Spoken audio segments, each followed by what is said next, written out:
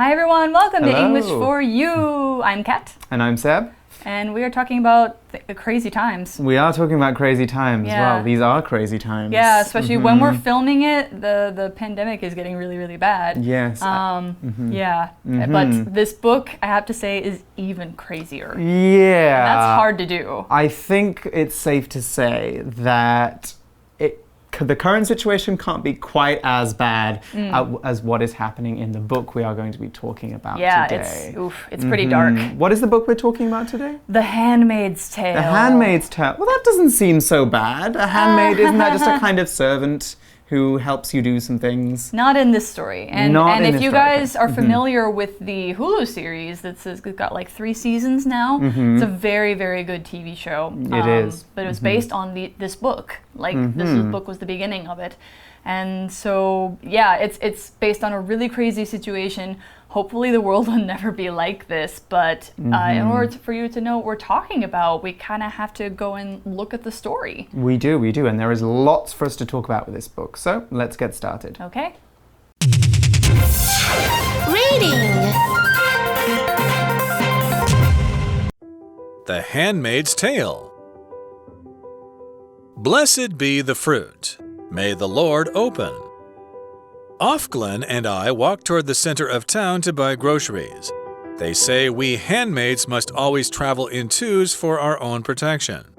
Really, though, it is so they can spy on us. Handmaids are never allowed to go anywhere alone, never allowed to talk to strangers. We are our master's property, and we live to serve them. When we were being trained, our terrifying teachers, the ants, said it was an honor to be a handmaid. Few women in Gilead are able to have children anymore. Because we did not have husbands when the revolution happened, we must give birth to the children of the nation's leaders. I actually was married before they changed my name to Offred. That was before the sons of Jacob shot the president and the members of Congress and turned the U.S. into an extremist state. But my husband left his ex-wife for me, so to them, our marriage didn't count. That's why they took me away from him and my baby daughter. That's why they forced me to carry the babies of my master, the commander, and his wife, the hateful Serena Joy. It made no difference whether I wanted to do it or not. This was the only way I could survive. Blessed be the fruit. May the Lord open. Okay, if you're wondering what's going on right now, we are just using the 2 greetings that people use in the country of Gilead, which is this kind of fictional place in the US that we're talking about. Yeah, in the US or in what used to be the US. And right. So it's based on religious principles a lot. Right. And not just normal like your normal church, your normal Buddhist temple, not anything like that. They're very extreme. Right. The culture here is all kind of based around a kind of Christianity that came from about 400 years ago, called Puritanism. Yes. And the Puritans were some people who had some very strict ideas about how you had to live in order to live a holy life. Right. So a lot of the language here is very religious. We hear a lot of talk of Lord and fruit and things like that. All sorts of things that you might hear in the Bible. Exactly. So the story begins, Offglen and I walk toward the center of town to buy groceries. Right, well there's an easier word that we can start with, groceries. That's a plural noun. Doesn't sound so weird so far. What could be bad about groceries? That's because groceries are the food items that we buy to cook and prepare at home. When you go to a restaurant and order food to go, those aren't groceries. However, fruit, cereal, a dozen eggs, a bottle of milk, those are groceries. Always a plural noun here. So we always say groceries, we don't say one grocery, except when we're talking about a grocery store, which is, you guessed it, where you go to buy your groceries. Yeah. We can also call it a supermarket, which is what we would say in the UK more than grocery store. I think we normally say grocery store more, but Well, I mean, we could say supermarket too, especially if it's a large one like Carrefour or maybe Walmart in the US. Those are called like hypermarkets even. Yeah, you see a lot of those in Europe as well. The ones where you can buy furniture and cereal. Yep. Yeah, that's a hypermarket. Yeah. Very, very big. Okay, let's look at an example sentence now. Marlene picked up some apples, milk, bread, yogurt, and a few other groceries from the supermarket. Sounds like grocery shopping to me. It does. So everything's very normal, it seems, so far. Yeah. So you've got this person telling their story in the first person. So this is not somebody else telling the story. This is the main character telling this story. So she says, they say we handmaids must always travel in twos for our own protection. So they're never allowed to go out alone. Right, and we saw that she said we handmaids. Now, when we put a pronoun in front of a noun, sometimes what we're doing is we're saying we as in us, basically. So we the handmaids, we who are handmaids, or we the teachers think you should do something. So we teachers think you should. We teachers, The teacher is not a noun, a verb there. We're not saying we teacher. No. No, that's not how we're using it. Okay, let's move forward. Really though, it is so they can spy on us, okay? So the other handmaids can spy on us and we can spy on them. So what is spying on someone? When we spy on someone, we watch them and gather information so we can give it to someone else. Importantly, we do this without asking for the first person's permission. Right. Like in this example sentence. The teacher wanted to know who was writing rude things on the board when she wasn't in the room. So she asked one of the students to spy on the class for her. Okay, sounds like a very clever teacher. Yeah, of course, because if you just say who did it, nobody's going to admit it. Exactly. Instead, she's getting one of the students to sit quietly at the back of the class and find out who is writing on the board and then tell her in secret. So, handmaids are spying on each other. They are spying on each other. For what? I don't know. Well, the article or the story goes on, handmaids are never allowed to go anywhere alone, never allowed to talk to strangers. So basically their whole lives are kind of contained. Right. In fact, they have to wear these big special hats. Bonnets. They call them, what do they call them? Wings, right? I think so. Wings, yeah. Yeah. It's you see sometimes with very old nurses, they'll wear these kind of big white hats which kind of fly out at the sides. Yeah, but these don't fly out, they just go out in the front. Right. The point is they stop you from seeing a lot. So they're kind of like almost treated like animals, really, in this situation. In fact, the article goes on, we are our master's property and we live to serve them. Okay, so we saw the word property there. Now, property is a noun, and it's the stuff that we own. In most cases, property is used to talk about non-living things. So your phone, your shoes, your pens, your pencils, those are all your property. They are the things you own. You're allowed to do whatever you like with that stuff because you own it. A long time ago, though, people could be property too. We call this slavery, nu e. When slavery was legal, the slaves' masters or owners could do whatever they wanted to them. Legally, these weren't people, they were property. In The Handmaid's Tale, the handmaids are slaves too, which is one reason why our main character doesn't do anything about the bad stuff that's happening to her at first. She's too scared of what might happen. Here's an example sentence for property now, one that you can use more in day-to-day life. That phone is Katie's property. You'll have to use it. You can't use it without asking her first. That sentence again. That phone is Katie's property. You can't use it without asking her first. So it basically sounds like they don't have much freedom at all. Right. Yeah. It sounds like they have zero freedom. Yeah. So they're their property. They're not allowed to go out alone. They can't talk to strangers. And all of this is somehow supposed to be a good thing. Right. So the article, the story says, when we were being trained, our terrifying teachers, the aunts, said it was an honor to be a handmaid. Yeah, they do sound very excited about it in the book and the TV show. It's an honor. You are so lucky. Yeah, they say you're so lucky.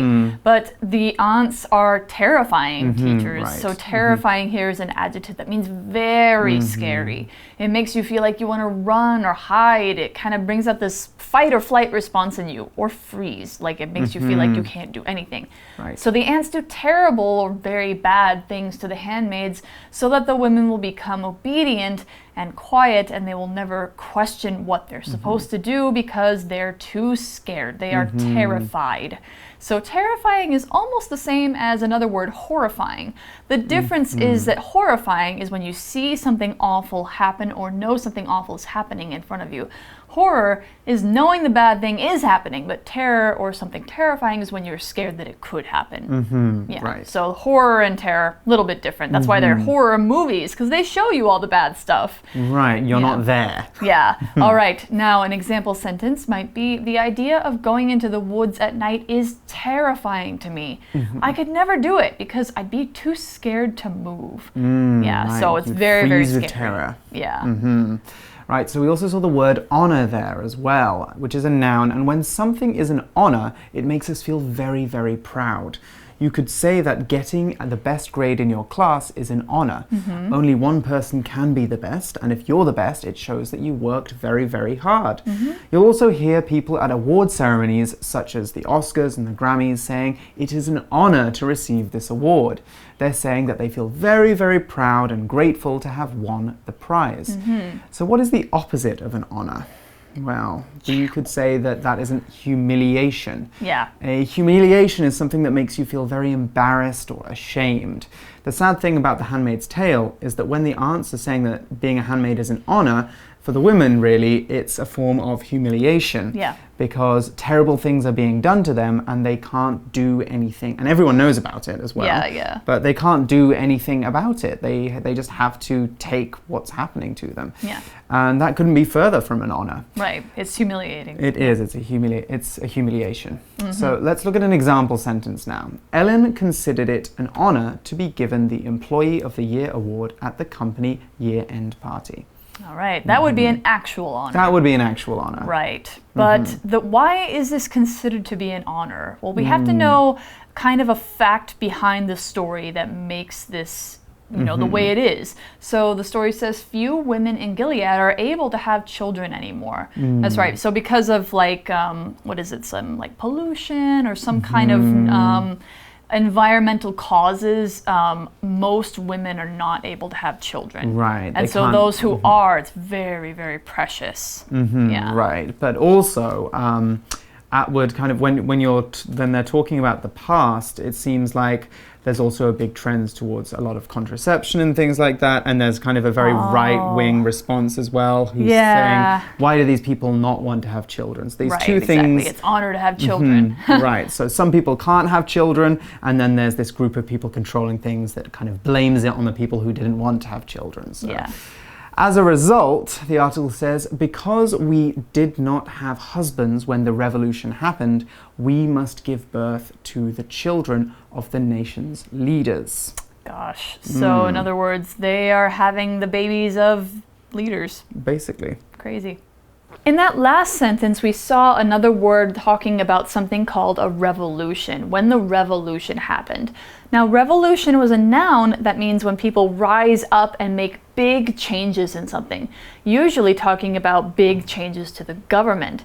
If people, for example, try to rise up and they fail and the government arrests them or squashes their efforts, that's not actually a revolution. It's called maybe an uprising, a riot, or a protest, or something else. For a revolution to happen, it actually has to change. So a revolution comes from the word revolve, the verb revolve, which means to turn. So turn obviously means to change. Now there are a number of famous revolutions that have happened throughout history. The Boxer Rebellion in China was one. The French Revolution, the American Revolution, where America gained its independence. Those are all examples of revolutions. And so what happened in Gilead was a revolution where the Gilead government took over the US government. Now, an example sentence for revolution might be, the government's cruel treatment of its people gave way to a revolution, where the people took out the king and made their own government. All right, so this revolution happened, and it was apparently not a good one because they took out this more moderate government and set up a way, way less moderate one. Right, they set up a very extreme government, an extremist government actually, which we will talk about a little bit later, what extremism and extremists are. Yeah. But first, let's look at this phrase, give birth to. Now, it's kind of a little bit obvious, this one. When a woman gives birth to a baby, she has a baby. Right. So your birth is the moment that you become alive, basically. Yeah, your birthday. Your birthday, exactly. And so giving birth to someone is making that person come alive. So having a baby. So here's an example of that. Millicent gave birth to a beautiful baby boy on the 4th of January. Congratulations. Congratulations, Millicent. As long as you wanted to do it. As long as you did. And these handmaids didn't, did they? No. These handmaids are carrying the children or of other people. They're getting pregnant for other people. And normally this is called a thing called surrogacy. Yeah. That's surrogacy or 代孕. So normally surrogacy is an arrangement between a legal parent or legal parents and a birth mother who agrees to help them have a baby. Maybe one of the parents can't have a baby and they need help. Yeah. However, in the book, the handmaids don't get to decide. They don't make a deal. They are forced to do this because they are slaves. Right. And, she says that it's supposed to be an honor for them because they weren't married before. Now they get to be, the carriers for these babies of the world leaders or the country's leaders. And but this person, the person who's talking, is saying, I actually was married before they changed my name to Offred or Offred. Yeah. Right. I was reading this as Offred for a really long time before I realized it says of Fred, which means that she belongs to Fred, whoever Fred is. Yeah. Fred is the commander. Fred is the commander. There we go. So so they changed her name. So that tells us a little bit more about the past, and the story goes on to tell us more. That was before the sons of Jacob shot the president and the members of Congress and turned the US into an extremist state. Wow. So a lot happened to create this country called Gilead. Yeah. One of the things was this group called the Sons of Jacob shot the Congress. Yeah. Now, a Congress is a type of organization whose job it is to vote on laws and govern a country in one type of political system. Yeah, so the US has a Congress. Right, exactly. But the UK doesn't have a Congress. We have a parliament. There's a lot of explaining to explain why some countries have Congresses and other ones don't actually know the difference. We have a queen. I know that's part of it. Yeah, I know it's about some people are elected by people, some people are not, something like that. Yeah. A lot of stuff. But basically, when you hear the word Congress, we're talking about a big group of people who help run a country. Yeah. So they shot everybody in the Congress and they turned the country into an extremist state. Now, to turn something into something else is to make something become something else. So in the book, the US wasn't always an extreme country. It was similar to the US in real life. However, a group of people made it become an extreme country. Kat's going to tell you more about that now. Right. So extremist is the kind of government that they have here. And we talked a little bit about this. Extremist can be an adjective or it can be a noun. You could call somebody an extremist, or you could say they're part of an extremist group or they're an extremist person. They believe in extreme ideas, usually the ones that involve killing people for their beliefs or taking away the freedom of people to think and do anything different than you believe. A recent example in the real world is ISIS. This is an extremist Muslim group. They don't allow anyone to believe different than them, even other Muslims, and they've killed people to try and reach their goals because they believe that their way is the only right way, and the people who rule Gilead are basically the same way. They think their way is the only right way, and if you disagree with them, you die. Yeah, you die. Now, an example sentence might be, the attack was committed by an extremist religious group whose members believe that God wants them to take over the world. We could also use the word fundamentalist as well, couldn't we? That's true, although I think fundamentalists aren't necessarily violent, where extremists are more violent. A fundamentalist sticks to one rule or one idea and doesn't make any exceptions. An extremist has to be a very extreme position as well. And not only they can stick to the rule, everybody else has to as well. Exactly. So the story goes on to say, but my husband left his ex-wife for me. So to them, our marriage didn't count. She was what they called an adulteress, which is a person who causes a person to cheat on their wife or husband. It's one of those other religious words they use a lot. Yeah. Oh boy, it's time to talk about marriage. So marriage is a noun, and generally speaking, marriage is the symbolic joining of two people into a formal relationship. You don't have to get married to have a formal relationship. However, in most cases, being married makes your relationship safer. The government recognizes that you and your partner are very special to each other, and if one of you is sick or dies, then the other one is still counted as part of your family. Marriage isn't just about being safe legally, though. For many people, it's a very important cultural and religious event. So if you are a Christian or a Muslim, for example, you might want to get married. You want to get your relationship official in the eyes of God. You might want to get married because you think it's a romantic thing to do as well. Or you might want to get married for romantic reasons and not be religious. That's all fine. So long as you and your partner understand each other, you're all set. So here's an example sentence now.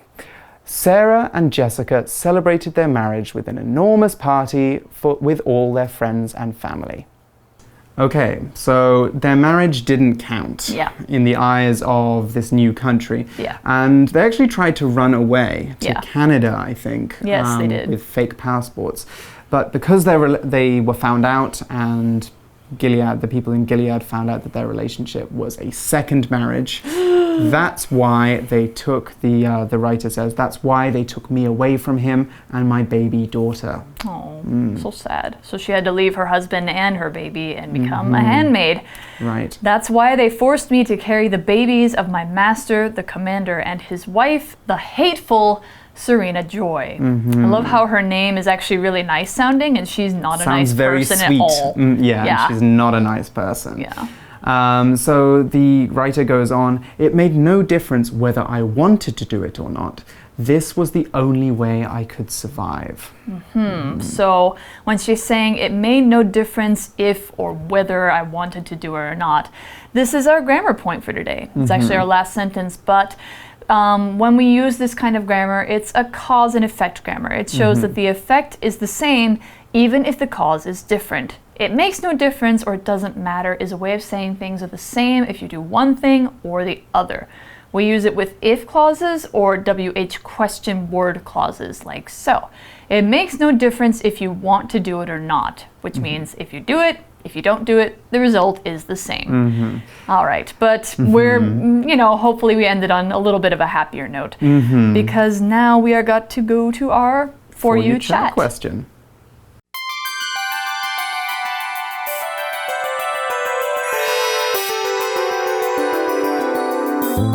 For You chat.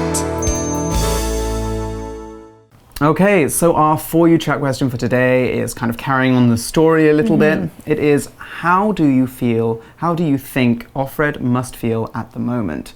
Do you think anyone will help her?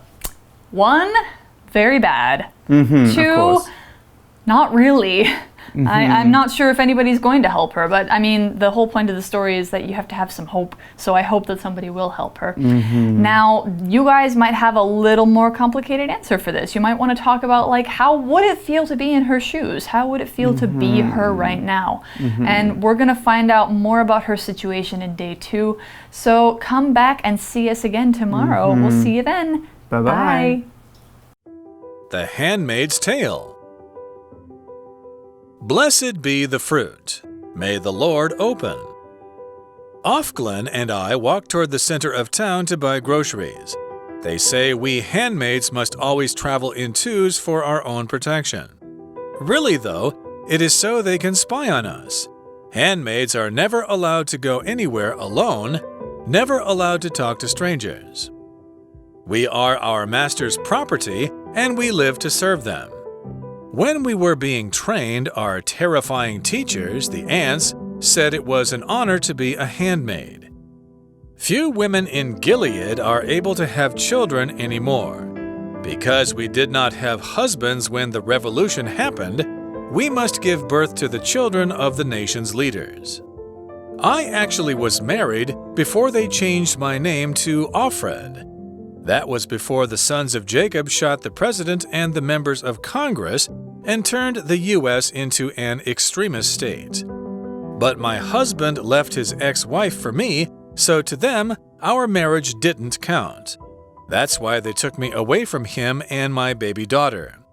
That's why they forced me to carry the babies of my master, the commander, and his wife, the hateful Serena Joy. It made no difference whether I wanted to do it or not. This was the only way I could survive.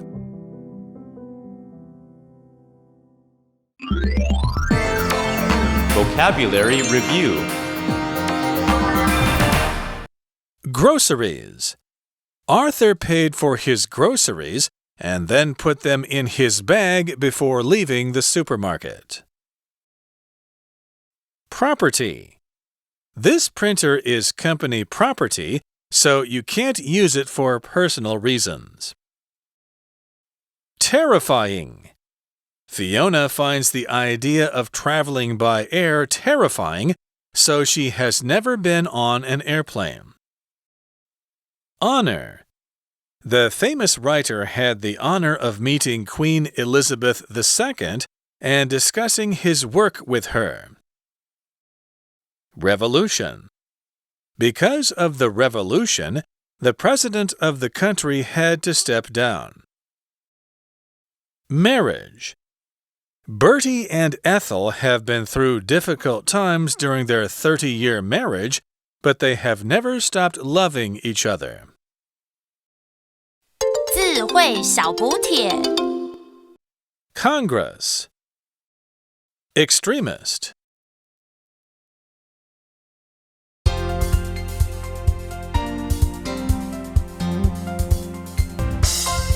以上节目是由活用空中美语制作，活用空中美语杂志，请洽询全国各大书店。如欲索取试听教材，请来电02-2364-4000 02-2364-4000，或上网查询，网址是 www.english4u.net www.english4u.net